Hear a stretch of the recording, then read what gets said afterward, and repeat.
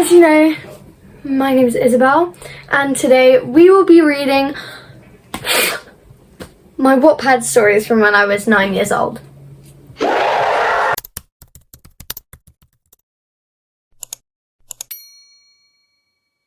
Okay, so I have my laptop here, and what we're going to do is we're just going to read, I have, how many? 1, 2, 3, 4, 5, 6 stories for you guys. Some of them are so short. 2 of them are published though. Since when? I think that the first one that we're going to look at is Guardians of Nature, the Store of Ava, apparently. I will show you a picture. This is what it looks like. I know. I think I made this one from AI. I'm not sure. The legacy of Ria, inspiring change across the world. The summer setting as 16 teens pulled up to the abandoned house in the woods. I think this is AI. They'd heard stories about the place and its dark history, but they didn't believe it. To them it was just another adventure, a chance to prove that they were brave enough to venture into the unknown. No way I could have written this when I was 9. Let's skip to the end, actually. Hi, thank you so much for reading my book. I really hope you enjoyed it. I wish that you won't have as much traumatizing life as Ava did. All jokes aside, thank you. We're really hard on this book. It's great to see people reading it. That's all from me. See you later, Isabel Palmer. Well, that was an insightful end, wasn't it? I'm going to check out Life Ends at some point. That's a chapter of it. As the days went by, Ava would often find herself lost in thought while wandering through the garden with Kaipo. Who the flip is Kaipo? Anyways, next story. So this is my old profile with a lovely picture of I don't know what.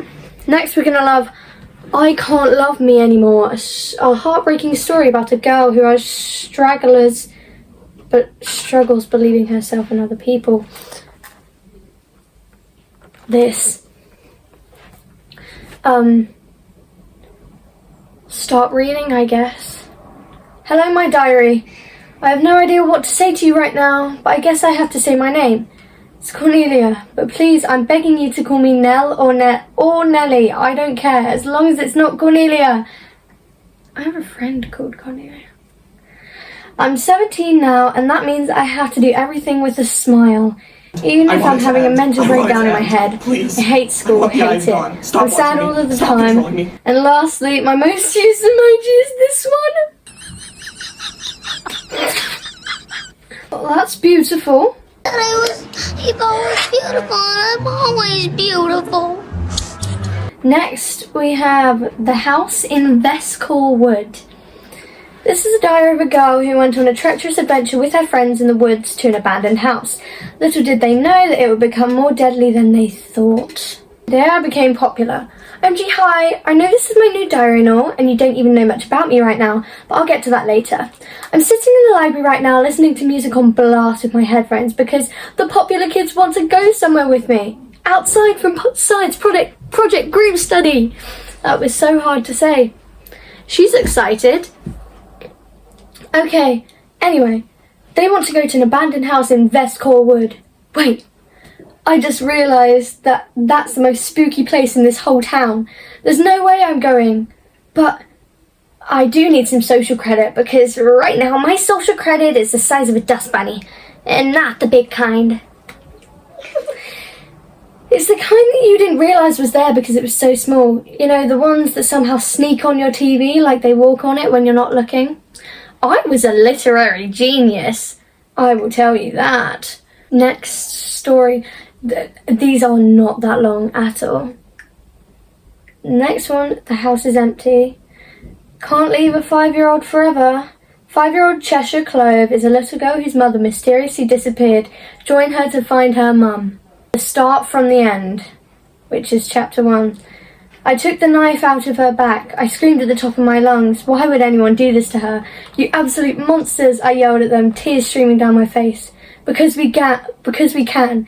And no little girl can stop us, they spat in my face. Maybe no little girl, but I'm a big girl now. I stood up bravely. Here's the receipts. This is actually what it said. Anyways, you don't know me. See, I can't wait to talk to her. Why did he?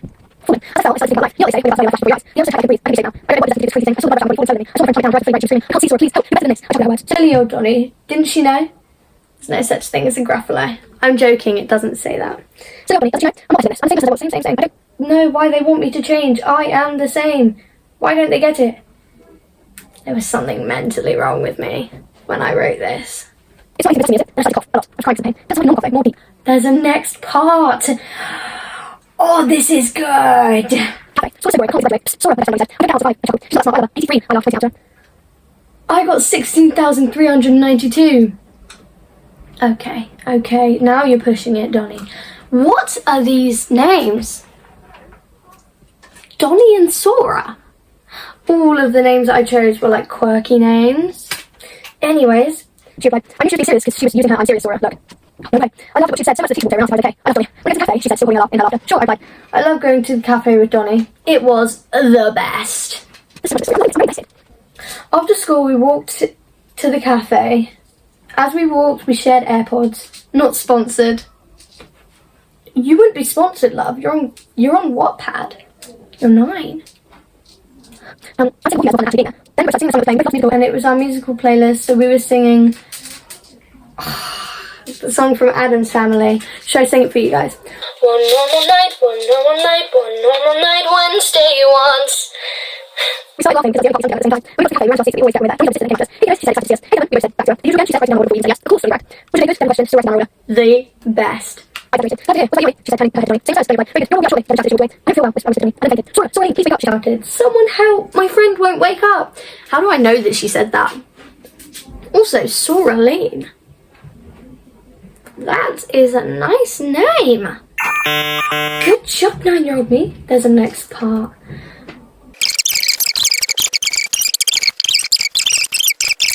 At least, I think.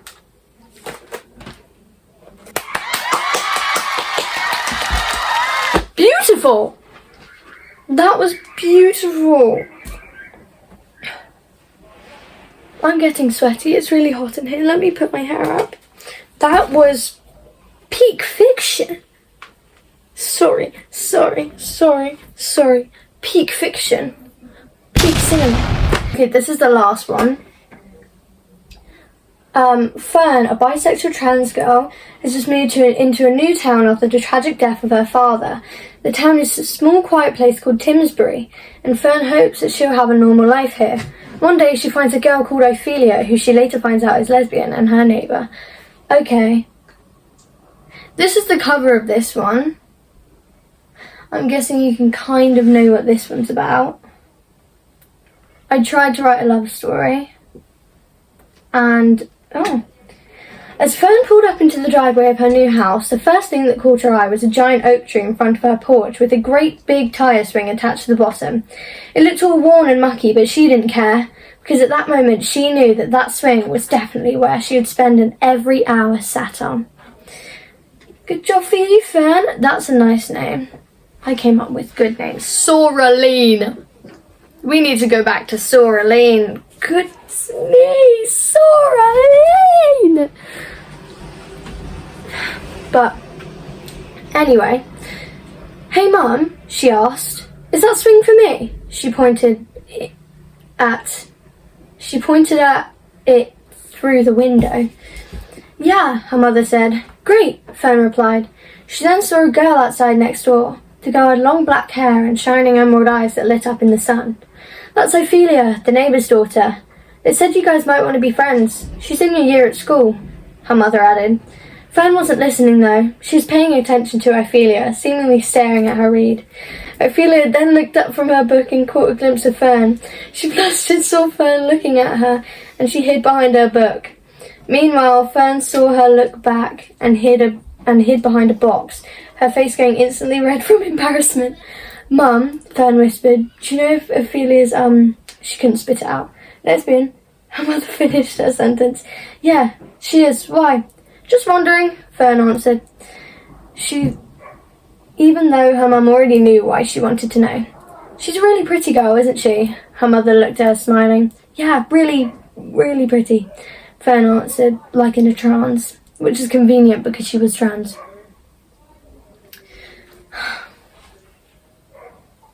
I think this is when I started getting obsessed with Heartstopper.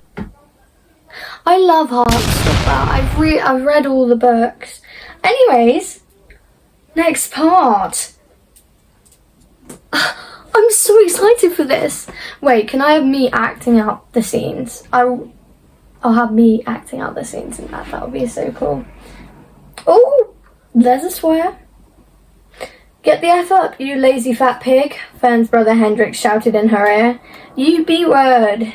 She punched him in the face and he fell over. At least I'm not ugly, Hendrik said as he left her room. Fern sighed as she slumped out of her bed. Why school? Real. She dragged as she got dressed. She wondered about what other people would think about her outfit. She decided to play it safe and wear her jorts with a sharp keychain attached, a white top with an 8-ball on it and a baggy cardigan with blue and white horizontal stripes. I'm wearing jorts.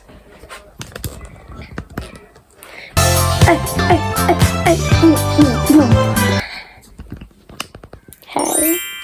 Anyways, perfect, she said to herself as she was walking down the stairs. On her way to school, she bumped into someone. Sorry, she said as she realised who it was. Hi. Oh wait, Ophelia. Hi, my name's Ophelia. You must be Fern. Hi, not the stutter. Hi, Fern says as she began to blush. Okay, we've had enough of that. So, I hope you guys liked that. That was my WATPAD stories from when I was 9. Let me put on my critique glasses. So, I think that the literary genius that I had to have at 9 years old, the same age as my sister, come here. She's been watching me make she's been watching me make this video this whole time.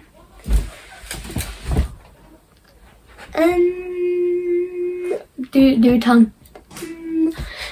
Anyways, bye bye. The literary genius that I had to have at 9 years old would have been crazy. I'm serious. But all jokes aside, that Heartstopper phase was like, this was from like 9 to 11. Anyways, I really hope you guys liked that video, and I hope that you enjoyed me reading to you. Hopefully my voice is fit for audiobook voiceovers. I've sort of lost my voice doing this, but I will see you guys in the next video. Remember, like, subscribe, and maybe consider following me on WATPAD.